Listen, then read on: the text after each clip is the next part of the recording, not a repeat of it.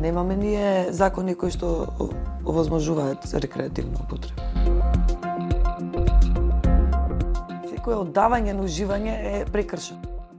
Значи, еден значителен дел од текстовите кои што ги добивме за овој број, чија што тема беше рекреативна употреба на други, содржаа дискурси на морална паника, сугерирајќи дека речиси секоја рекреативна употреба на други води кон зависност. Од друга страна, ретки се или воопшто нема истражување за рекреативната употреба на дроги. Дури и многу пострашен е третманот на целокупното општество во однос на рекреативната употреба на други, која што пак значи употреба на било каква друга или психоактивна супстанца заради лично задоволство или уживање. И нашето искуство и научните истражувања всушност покажуваат дека рекреативна употреба на дроги постои кај употребата кај сите видови на психоактивни супстанции. Секој човек има право да ги има точните информации за тоа колку е ризична и кои се последиците од употреба на одредена супстанца.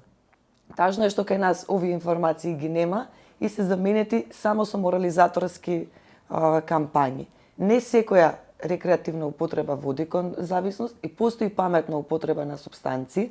Така да, колку ова и да звучи, да кажеме, проблематично во ушите на нашиот човек, сепак оваа изјава не треба да биде сватена како промоција на употребата на дроги. Луѓето треба да внимаваат при употребата на секој вид на психоактивна супстанца, вклучително и алкохол и тутун, и хероин и кокаин. Меѓутоа, мораме да бидеме свесни дека рекреативната употреба на дроги не секогаш доведува до зависност.